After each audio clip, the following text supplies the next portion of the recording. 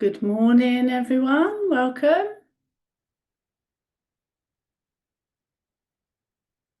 Come on in. I'll just give a moment for everybody to arrive.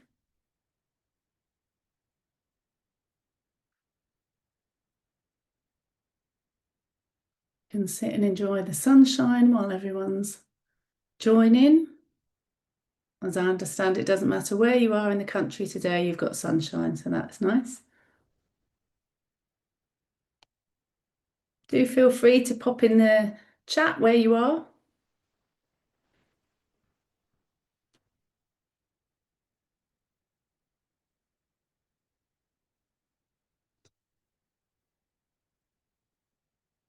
Okay.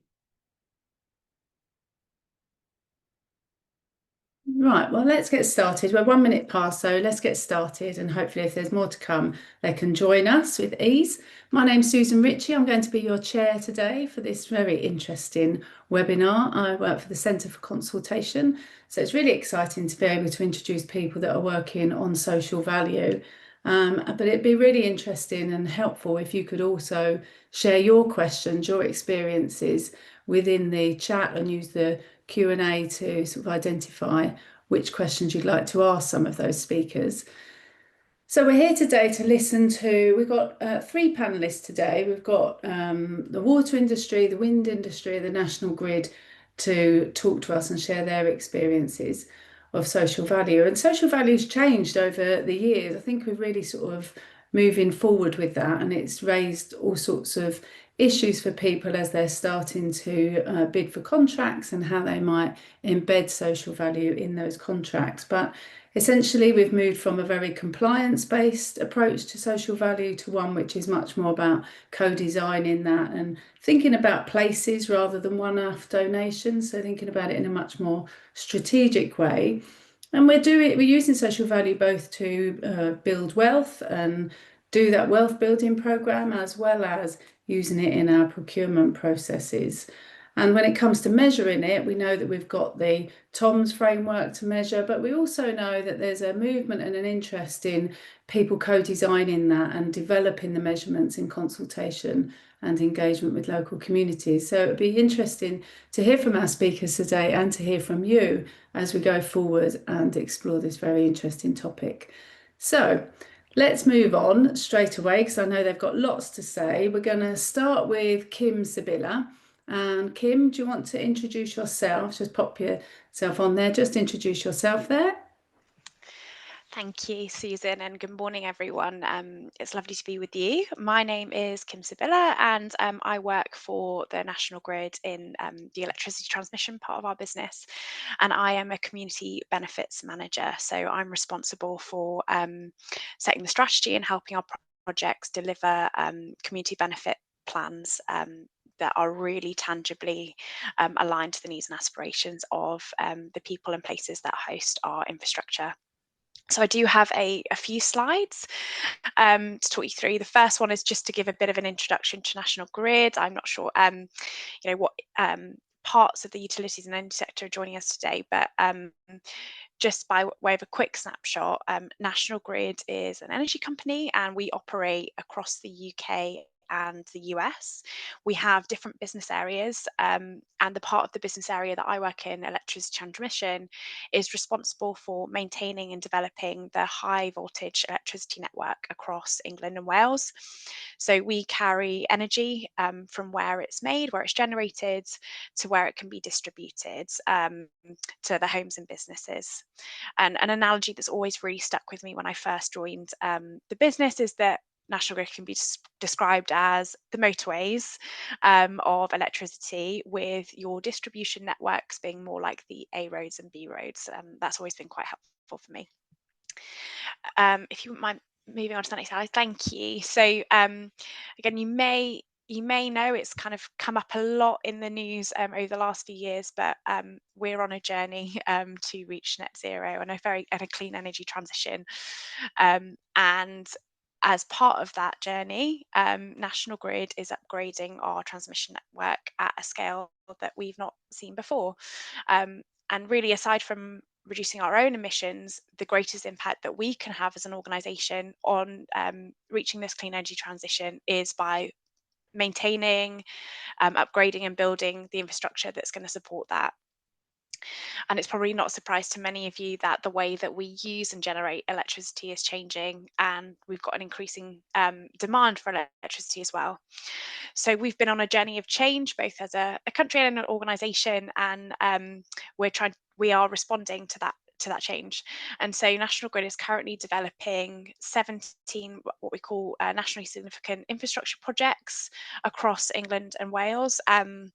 Together, these form the Great Grid Upgrade, and again, that might be a term that you've heard before, but it is the largest overhaul of the electricity grid that we've seen in generations since sort of the 50s and 60s. And that map there on the right-hand side gives an illustration of the projects that make up that Great Grid Upgrade. But we actually have a huge amount of work that we're doing. Oh, sorry, if you could go back, to, like I say, maintain our existing assets. We have over 7,000 kilometres of overhead line and over 300 substations. And we have a number of substation expansion projects as well, all across the country. So that isn't reflected on that map there. And communities are really at the heart of this. They're playing a key role in this transition. And we really believe that they should receive like enduring and tangible benefits for that contribution that they're making. But the sort of varied scale and geography of our projects means that we need to have a really flexible approach to delivering community benefits. No community is the same, but also our infrastructure projects are very different. So we haven't got the ability to have a blanket approach. What we do for a single substation might look very different for then a linear overhead line project. There is absolutely no one size fits all. And so we've been on a journey to evolve our community benefit approach to respond to kind of the changing scale and nature and of our projects. But there's a real opportunity here. We've got many projects within clusters, and we have an opportunity to look really holistically and strategically, not only in the local communities, but also across the regions that are hosting this infrastructure, to think about how we can deliver benefits at wider scale. So yeah, it's been a real journey, and we've been bringing the communities with us as we kind of create a new approach.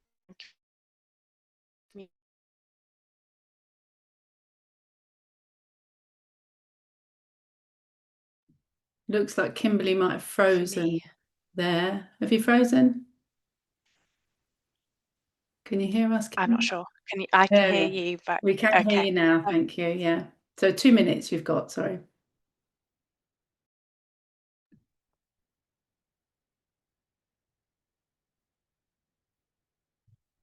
Yeah, she's frozen for me. No, you're back on, Kim.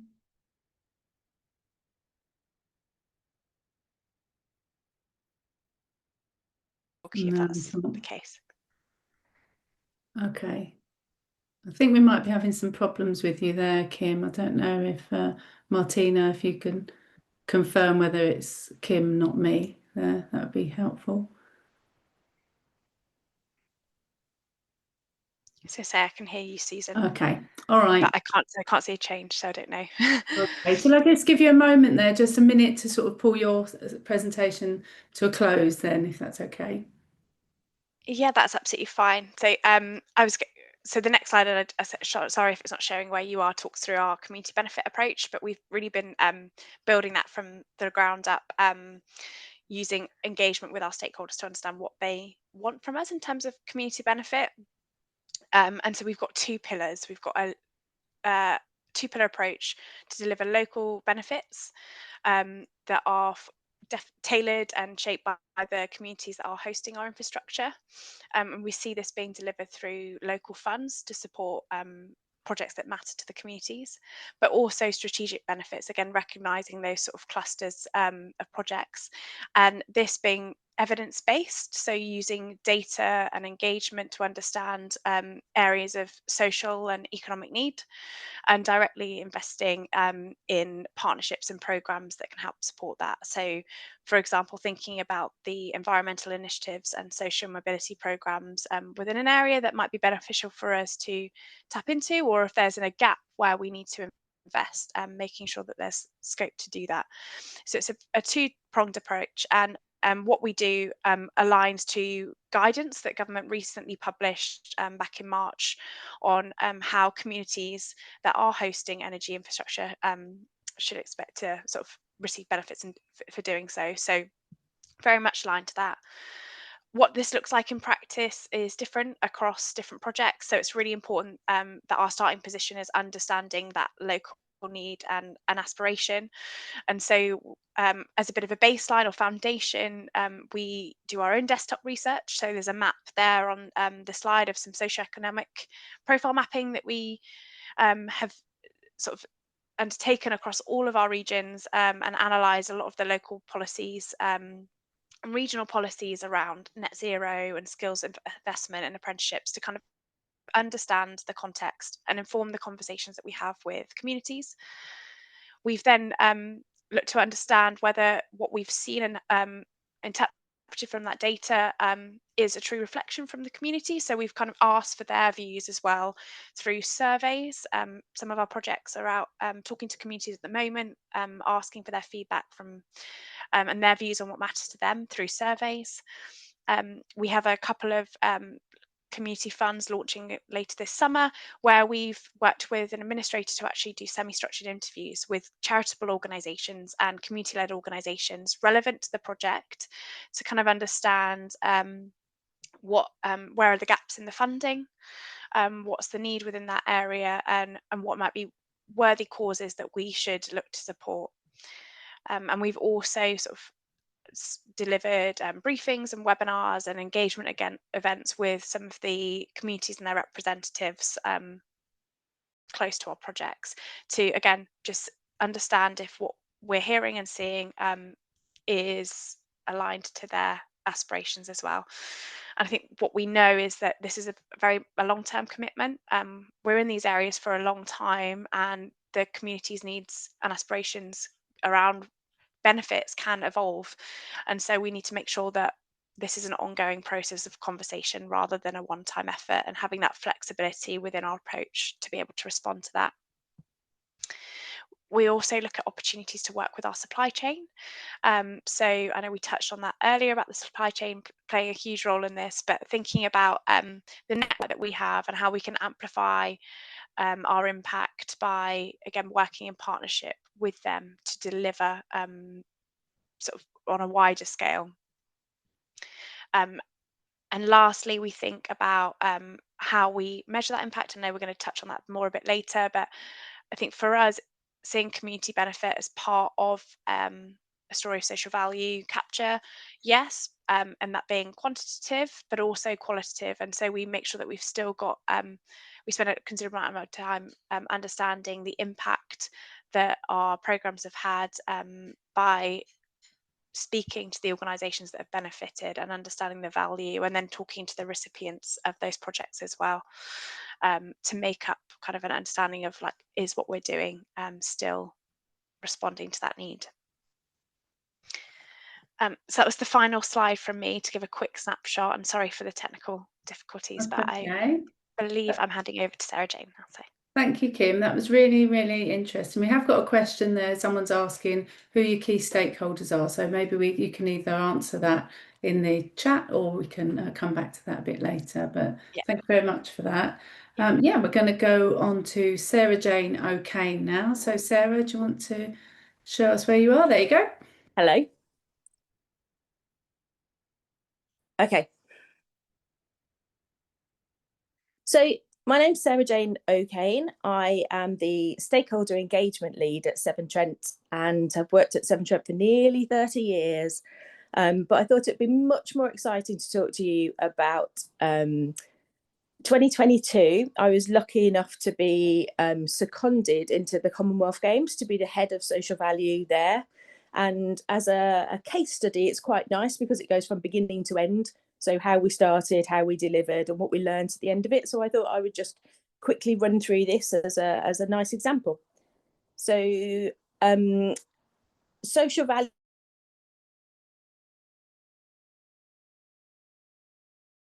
You kind of looked at quiet as well, Sarah Jane. Sorry.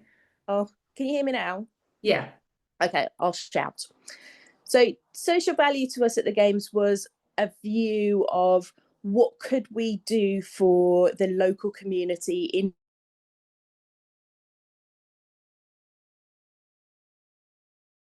I think you might have just knocked yourself off the speaker. So it sounds like we can't hear you properly. Oh, it looks okay. There you go. Okay. So that little diagram there just shows you kind of all the stuff that we were looking at as part of the social value for the Games. So to champion social value, what we did was, well, basically we were the first Commonwealth Games ever to have looked at this. The investment was made by the organising committee, so there was no cost to anybody else really. We looked at a measurement system. We developed our own social value charter. We had it built into the procurement contracts, which I'll talk about in a minute.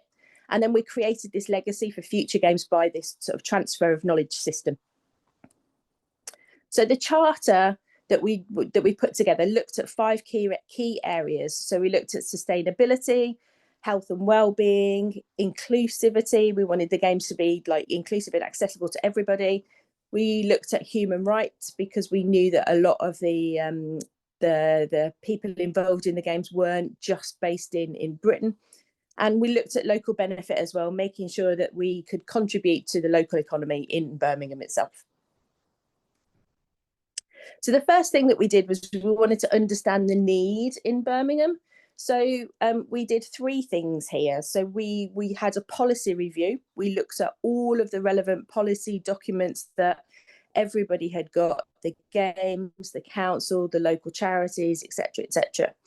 We commissioned a deprivation analysis report. So we looked at kind of all the things that are in that box there on the right hand side, the income, employment, education, crime, barriers to housing, and basically wanted to understand what was actually happening in Birmingham and why. And therefore we then looked at the support system that was there already. So what sort of community partners could we work with to make sure that everything that we delivered for the Games was actually going to be lasting and not just be while the Games was on. So then we started to look at procurement, and this was actually one of the most important things that we did. So we built in social value into all of the contracts that we had for the Games. So all procurements, all contracts that were over £10,000, we asked the suppliers to adhere to our social value charter and to kind of join in what we were doing. And then every contract that was over £50,000, we had a minimum of a 10% weighting allocated to social value, so that when we kind of asked the question of what people were going to do, the weighting of that criteria that we judged them on was social value was built into that.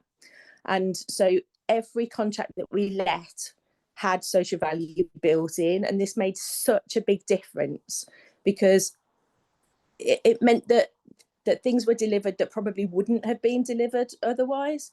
We asked all of our contractors who had it built into their contracts to deliver 10% of the value of their contract on top as social value. So how did we measure it? Well, we used the national framework, the social value portal, and we used the TOMS, which I think is a widely recognised way of measuring social value these days. So I won't go into it a lot, but basically you can see the TOMS for free. You can use them as you like.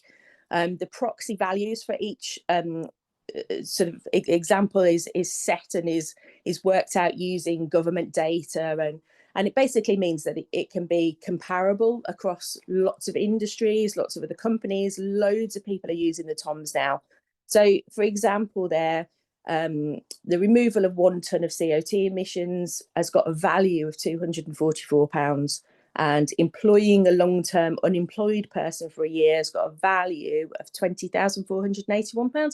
So that allowed us to kind of monetize what we had delivered at the end. So I won't dwell on that much because I think it is quite a well-known thing now. So the TOMS is this massive, great big long list of literally hundreds of measures that you can choose. And that was far too big for us. And I know we're doing the same thing at Severn Trent now, where we're picking and choosing which things that we measure. And I mean, it's massively comprehensive. So what we learned was just don't try and do all of them, because you will fall over. And it's quite a time-consuming exercise to actually record and audit all of these things. So pick the ones that you're interested in measuring. So what did we deliver? So as I said, we asked contractors to deliver 10% of the contract value. So we had, for the games, £194 million worth of contracts. So we should have delivered just under £20 million worth of social value.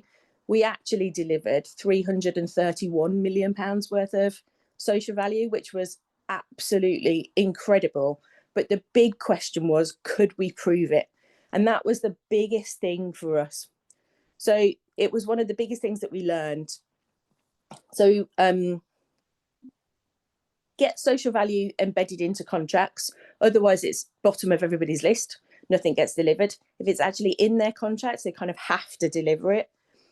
What we worked out was that we were all probably, and we've definitely learned this at Severn Trent, we're all doing loads of social value stuff already without really realising it. You just need to measure it. And the measuring and the evidence, I cannot stress enough how hard that is, proving that you've actually delivered what you said you were going to deliver. And it has to be audited as well. So, and you have to do it as you're going along. Trying to go back, 6 months and work out how many people were actually on a volunteering day and how many hours they did, and proving that they were there is really difficult. So, I mean, that's just a really daft example of volunteering, and there's much more complicated things than that. But you have to make sure that when you start to commit to some of these things, that you have to be able to measure it and evidence it. You don't need a fancy portal. The social value portal is brilliant, but you can just do this with a spreadsheet. You don't have to spend loads and loads of money doing it. We learned to under promise and over deliver. So we didn't actually have to tell anybody what we delivered. So we didn't set massive targets. We only set that target of 10%. We actually delivered that £331 million. And the interesting thing was, when I told my mom that, I was like, look what we've done. We've delivered £331 million worth of social value. And she went, what does that mean? So the next slide is it. You've got to be able to tell the stories. And I know I don't have a lot of time, but just quickly from the games, these are some of the things that we did as examples of social value. So Event Cycle were a company that we got in, and they recycled or gave away every tiny piece of anything that we used at the games. Every bit of wood, every chair, every grain of sand from the volleyball courts, every pot plant that was in the office, the computers, the phones, everything was given away or recycled or whatever. OCS were the people, brilliant company who managed all of the sites and the where the athletes were staying and the security. So they had all of the mattresses left over. So the mattresses were brand new for the games.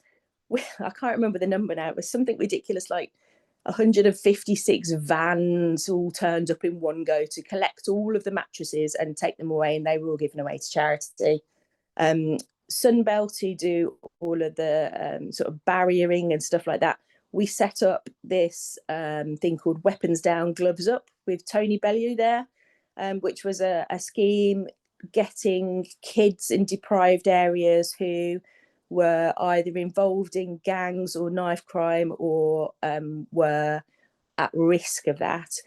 There was a Sunbelt set up a scheme where they would come in and they would do a 6-week course of boxing or other sports that were linked to the games. Final bit, Sarah. Yeah, just quickly going through that. And then at the end of that 6 weeks, they then went on to a construction course, and they were guaranteed a job in construction at the end. And there was loads of other examples of stuff that we did, but that's just a very quick run through of what we did at the games. But the biggest lesson that I think I would learn is make sure that you build it into people's contracts, make sure you can measure it, and make sure you can evidence it.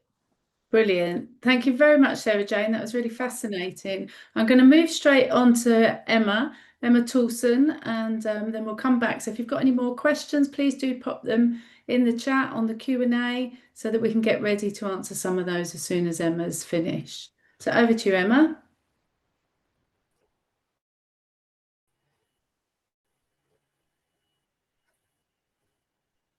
Hopefully you can okay hear there, me. Emma? Yeah, can you hear me okay? Can you? Is that okay? Yeah. Susan? Yep, brilliant. Okay. Yep. Well, I don't have any slides. I just thought I'd talk to you. But yeah, first I should introduce myself. My name's Emma Toulson, and I head up our stakeholder relations department at Orsted in the UK. You may have heard of Orsted, but just very quickly, if you haven't heard of Orsted, we're best known for offshore wind power development, construction and operations. So my mobile phone just decided to ring just then. We are a very large offshore wind company, where the UK has really been our largest market to date. Now, I would say, and it's quite interesting listening to the other speakers, because we're like from slightly different parts of infrastructure as such, and I think that's really fascinating. Now, offshore wind it's still, I think, a relatively young industry actually for the UK. So when you sort of listening to others, I think I look at it in that context. And so in Orsted's from an Orsted perspective, so our oldest wind farm, which is in operation today, is our Barrow Wind Farm, which was built about and opened about 18 years ago. So that's the length of time we're talking about as an industry in the UK from our perspective. Now we've got a dozen wind farms that are operational off the coasts of the UK. We've particularly got a cluster around the sort of Irish Sea, and then we've also got a cluster of wind farms in the sort of southern North Sea. But there's a sort of 12 wind farms that are operational today. That's about 5.6 gigawatts of about 1 gigawatt powers about 1 million homes. So you're talking in the order of sort of 5.5-ish million homes powered from our operational fleet at the moment. And at the moment, we also are kind of the largest wind farm that is presently operation. That's our wind farm, Hornsea 2, 1.3 gigawatt. Then we also have another wind farm that's in construction at the moment, which is Hornsea 3. So that wind farm is going to be, when it's fully operational, 2.9 gigawatts. So, twice as big as the largest in the world at the moment. So what I'm kind of describing here is a fairly young industry, which has grown up really quite quickly, I think, for an industry.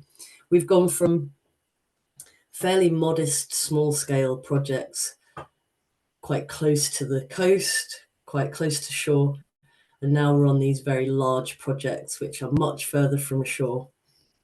And although I talk about offshore wind, it's really important to note, I guess everyone kind of has perhaps a perception of offshore wind, of turbines out in the sea. Well, that's one part of it, and I'm just sort of picking up on a bit of a little bit of a relationship to Kimberly's presentation earlier. So when obviously we generate the power out in the sea, the power will be transported back to the mainland as such, and a cable will make landfall, and then we'll be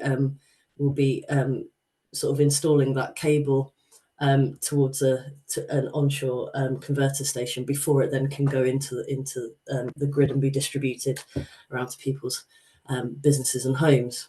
So there's quite a lot of, although the assets might be generating the power offshore, our actual projects do have they are in and around communities in which we operate. And we also know that once we install a turbine and the turbine's operational for circa 25 to 35 years, it's a bit like a car. Once to keep it running smoothly, you have to service those turbines in the long term. So we know that once we we're sort of in a community. We're there for quite a long time, for a long time. And so it's really important for us not to just think about the development phase of the project or the construction phase, but actually that long-term interaction and engagement with communities.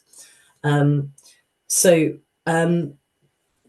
would say there are a few synergies in the way we approach this. We talk about those kind of communities and those stakeholders, and I'll just pick up on, I think, one of the questions that came through when Kimberly was speaking. So who are the stakeholders? So I kind of, to me, this kind of, I don't like to simplify, but I will for the purpose of this seminar. We have those kind of community stakeholders, which I would say are those that are quite sort of, let's say, closer to the physicality of the specific project as such. So, let's say that onshore cable route where we're going to be, trenching a cable through an area to get to an onshore converter station. Those are the people and the stakeholders as such, if you wanted to give names. They can be anything from an individual resident through to a parish council, a local authority, and they're very much more interested in what the potential impact of the project could be on their daily lives. I think that's how I would describe the kind of, let's say, the priority, I guess, for that those kind of stakeholders. And then we have these kind of other stakeholders who I would call like our socioeconomic stakeholders. I think Kimberly talked about that as maybe strategic stakeholders. But those stakeholders can be quite broad ranging. They can be local authorities, but they're actually more likely to be the sort of economic side of the local authority rather than planning side, let's say, of the local authority. They could be things like combined authorities, formerly also they used to be local enterprise partnerships or enterprise agency, whoever it might be. But it's also a whole raft. It's kind of also like, for instance, the local supply chain networks, the local education and training provision. It could be that, you often find many different kind of initiatives around enabling things like employment and skills. So those stakeholders that might be around that kind of a piece of that agenda. It's things like universities, and we have like a network of what we call catapults around the UK. We've got an offshore wind catapult. There's also other ones around the UK, which are kind of innovation, kind of enabling organisations. And then it's kind of like the infrastructure environment owner. So it could be like the port owner operators, etc. So there's a whole breadth of stakeholders. And I guess the priority for those stakeholders, the interest of those stakeholders, is very much about kind of, I guess, what value our activities could bring to a place. So they're going to be interested in things, like is it got the potential to generate local employment, for instance? Is it going to perhaps provide new opportunity for local businesses to be able to supply into this, offshore wind work that's happening locally? Is there opportunity to really grow that knowledge and innovation kind of base and become that sort of centre of excellence for offshore wind, for instance? And so hopefully that goes some way to answer the previous question. But as you can see there's quite different priorities. Now, I think if you kind of have, you need to take care and make sure you work with both of those kind of priorities. But I do think if you kind of like invest the energy and time into both sides, then that is going to be the kind of the best way and the best practice within a place when we're either developing and building or operating the projects in the long term. I'm conscious I've talked quite a bit, so we probably want to get into questions.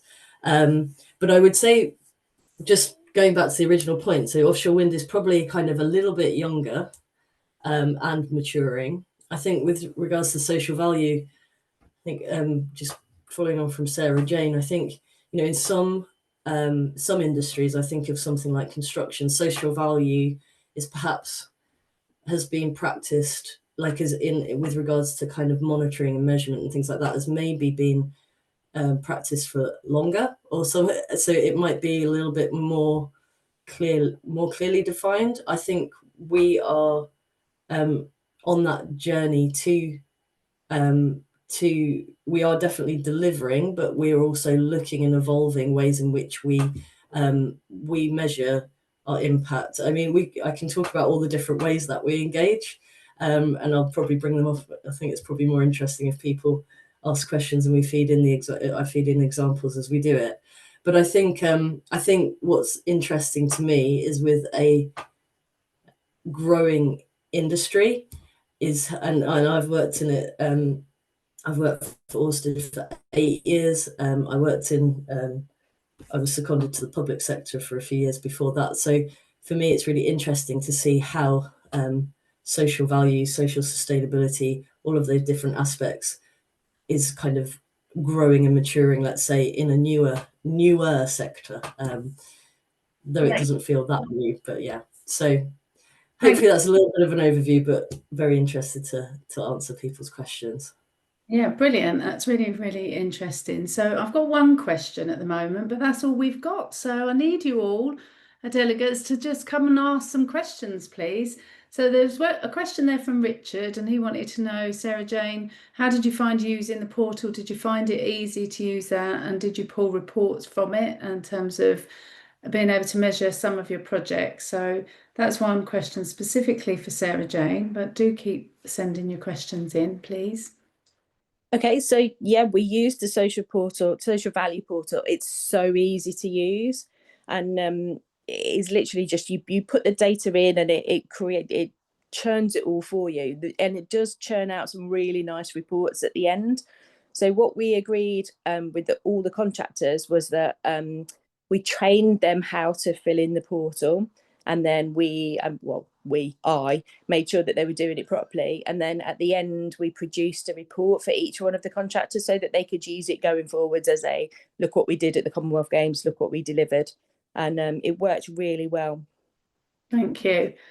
Okay, there's not any questions in there, so I'll ask you a couple of questions. Oh, no, we've got one from Aaron. Great. So Aaron's asking, what role can social value play in securing political buy-in for some of those contentious projects that you've described there in terms of offshore wind and that kind of thing? So any of you want to answer that? It's how you get that political buy-in through social value.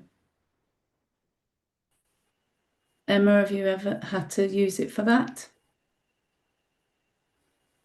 Yeah, I'll probably not kind of say contentious, but I just think it with every project, it's just really important that we really look at social value and how we engage with communities, like as a real super priority at the beginning of any project.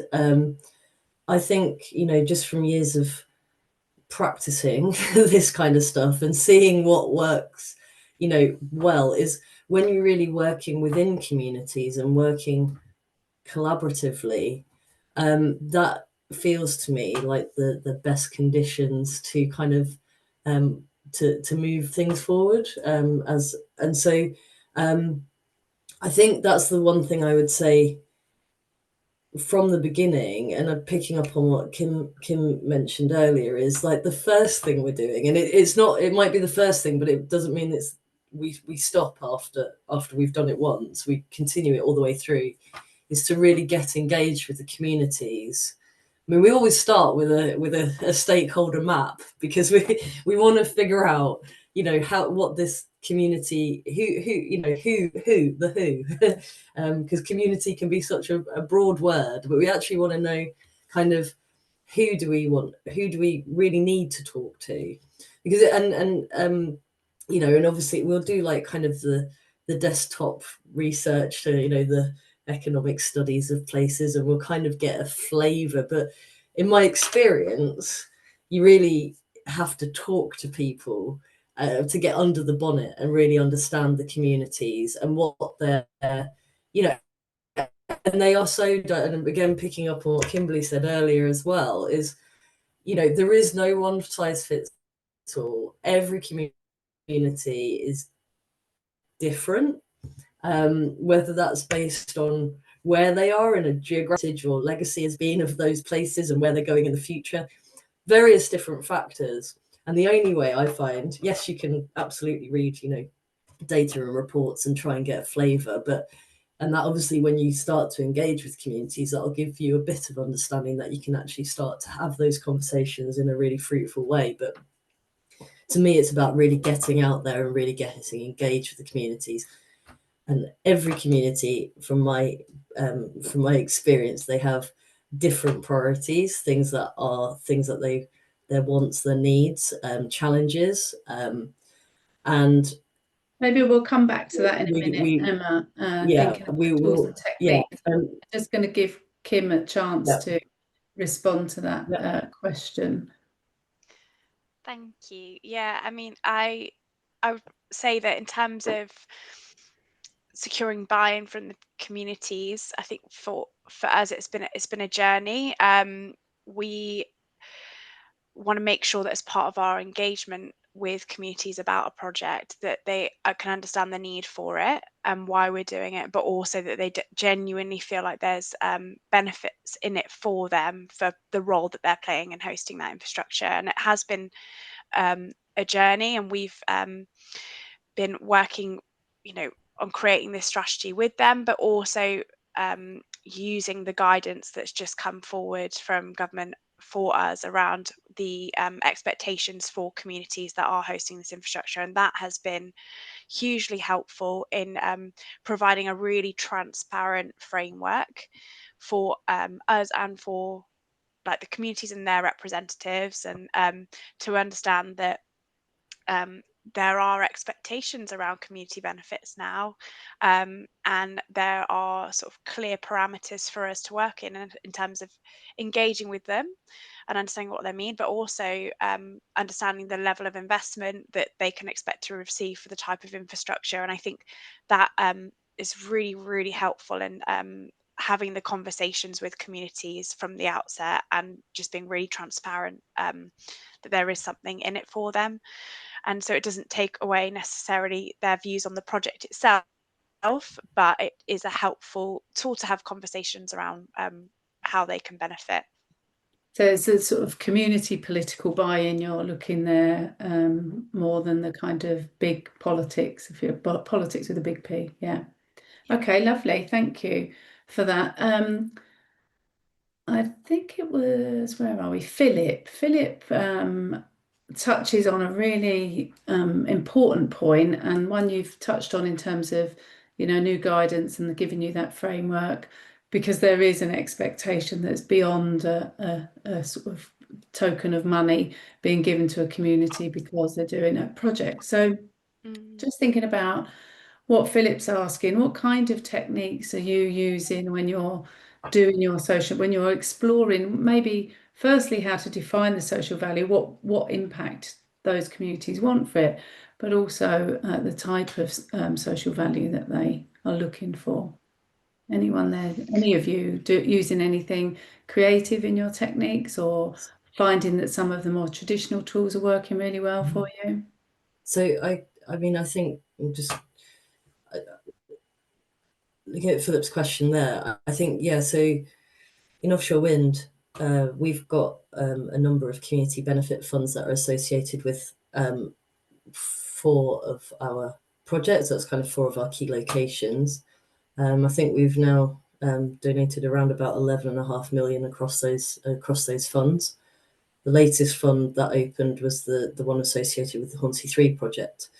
So we're quite experienced now in community benefit funds, and it's quite a established kind of way of in which we operate those. I'm always quite keen to say that kind of the community benefit funds, and like picking up on Philip's comment there, is you could perhaps say there is an expectation, but the community benefit fund to me is kind of one part of a community engagement program. So we'll have a kind of a program that's much broader than that, or whether we're in development, it's about consultation with communities and the various methods in which we enact that with our teams. then when we go into construction, it's also about maintaining our communication lines and our kind of integrity with how we can communicate with our communities. But it's also various other initiatives and things that, again, just going back to my previous point, it's about, as we say, listening to the communities and understanding what their priorities are and how we can work together with them. So, examples could be one of the things on our Hornsea 3 project was, for instance, some interest around archaeology that we'd discovered as part of our project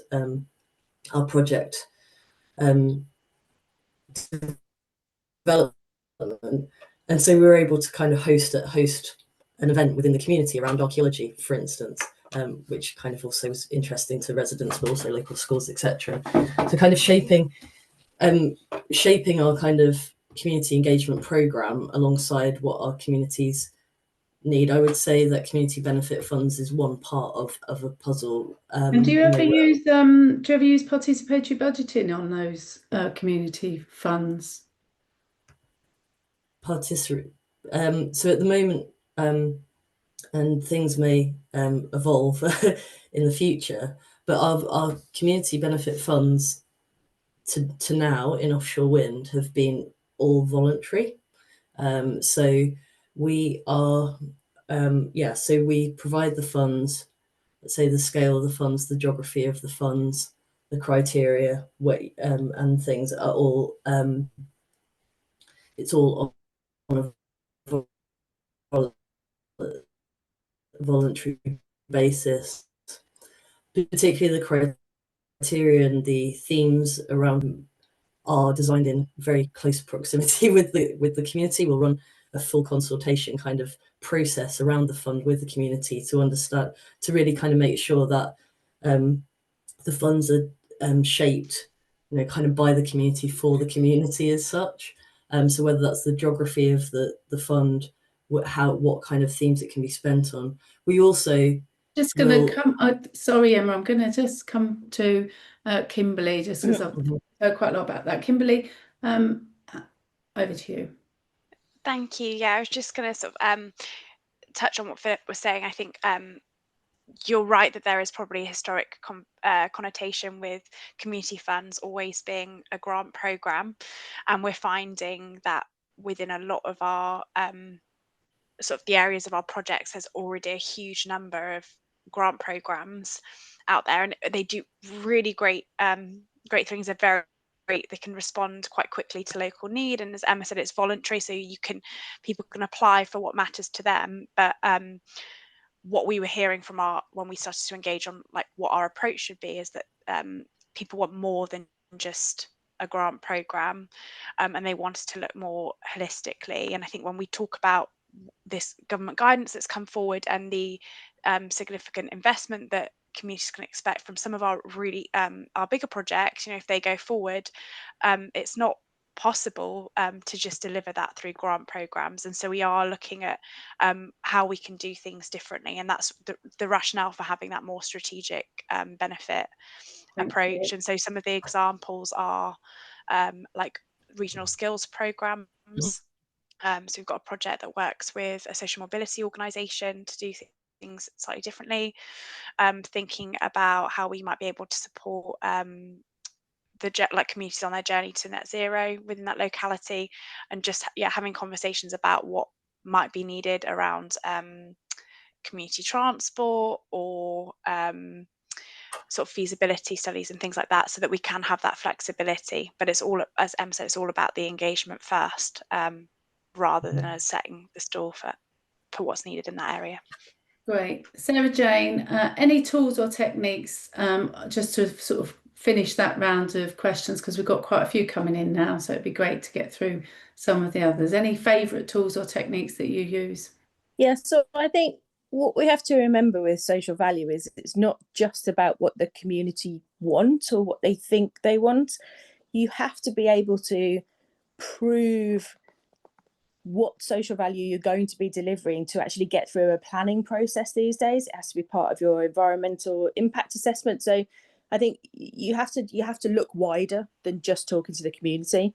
And I am working on a lot of massive projects at the moment, one of which we have set up a series of groups to look at how we deliver total value, not just social value. So yes, we have a public value working group where we get all that information from the community, but there's all sorts of other things that you need to look at as well. So that getting those reports in about, you know, what's actually going on in that area wider than just what the community want is really important, I think. And while I've got you there, Sarah Jane, there's a question about the use of the social value portal. About have you tried using the Route 2 portal when you calculate? Do you know anything about that? No, when we looked at the games, we looked at lots of different portals. At Severn Trent, again, we've looked at lots of different ways of doing this. Severn Trent have gone down the route of using social value portal as well. But one of the big projects that we're working on, which is joint between other water companies and the Calallan River Trust, that again, we've got a different way of measuring there again. So it's not the only one. I'd say that there's a lot of good systems out there that just happens to be the one that I picked. But like I said, to be honest, you don't really necessarily need to pay loads of money for a system. You know,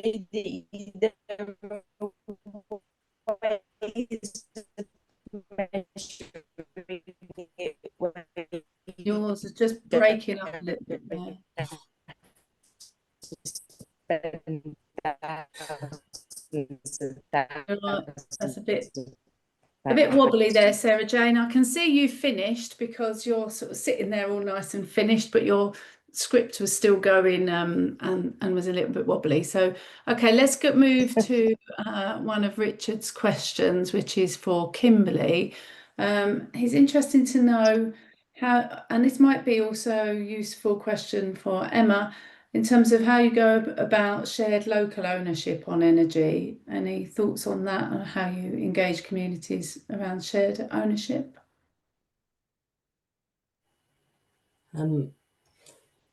If we talk about shared ownership, I'm not quite sure exactly understand. At one point I was hoping to kind of introduce into the discussion today was about, you know, we're in a time where our government and industry will be kind of delivering a lot more renewable energy. That's the kind of direction of travel of the UK to the future. And so I guess what's quite interesting to see is how we have in my time of working in Orsted is kind of seeing the one project in the one location, and now you're obviously seeing a lot more projects around, you know, cumulatively in places. And so I would still say it's quite early days, but if I look at something like our Hornsea 3 projects, there's 2 other offshore wind projects, similar timescales. There's also National Grid projects in similar locality, and then various other infrastructure projects. Now, I would say it's still evolving because it's still quite new to have kind of like several projects in an area. But it's certainly something that we are making good steps to try and, you know, because it will only probably have more of an environment where there's more going on. So for instance, you know, we've kind of set up new ways of doing things with our fellow other developers, operators, etc., to be able to discuss and work through, so that we're consistent and we can have a consistent relationship with our community rather than individually all speaking at different times in a fragmented way. So Kim, what about you? National Grid doing anything with communities about shared ownership? Yeah, I mean, obviously being sort of the transmission network, we sort of move energy from where it's being generated to where it needs to be at sort of very significant voltages, so 275 kV and above. So I guess where we sort of see opportunities for like local, us being able to support local ownership, is probably more in the grant fund space. So when we think about communities that are wanting to, that aspire to maybe reach net zero within their locality, and they kind of want to understand what they might need to do in order to get there, or if they want to sort of invest in solar panels within some of their community infrastructure, heat pumps, that sort of thing, is making sure that our local community benefit funds have the flexibility to support like feasibility studies, for example, to see if it's possible to do that type of work, or actually the investment that they would need to kind of get those things off the ground. So that's probably where we're like wanting to create those opportunities through the sort of like local grant funds.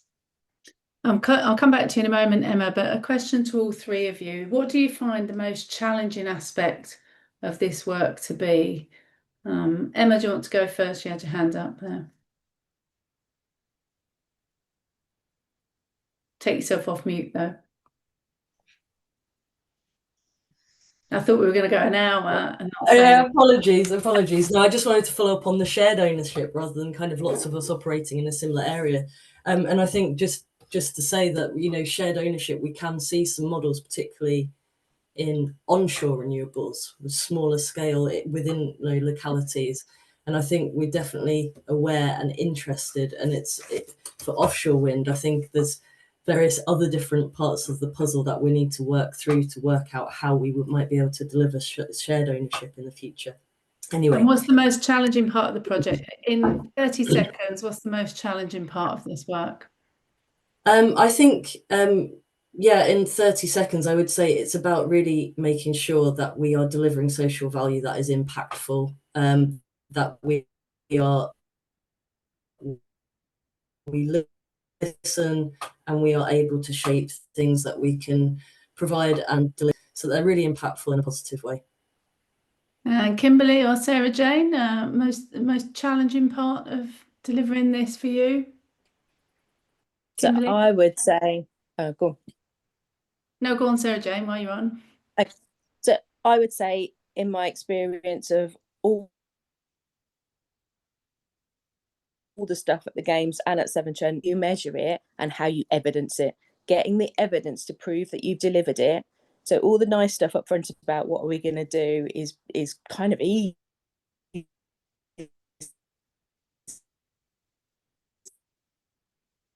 You've got a very dodgy connection there, I think, Sarah Jane. I'm going to go to Kim. The difficult bit is...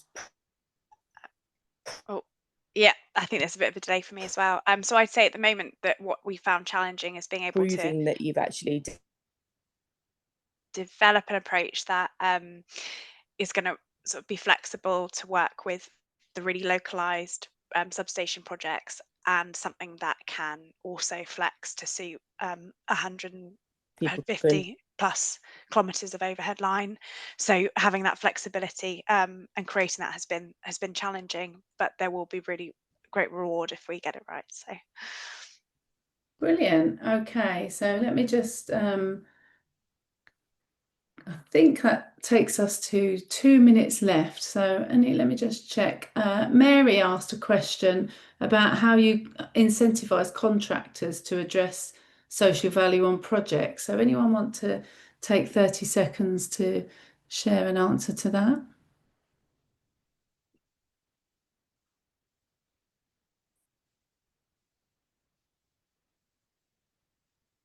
Okay. I don't mind jumping. I can jump in if you want. So I think there's a bit of a delay. So sorry.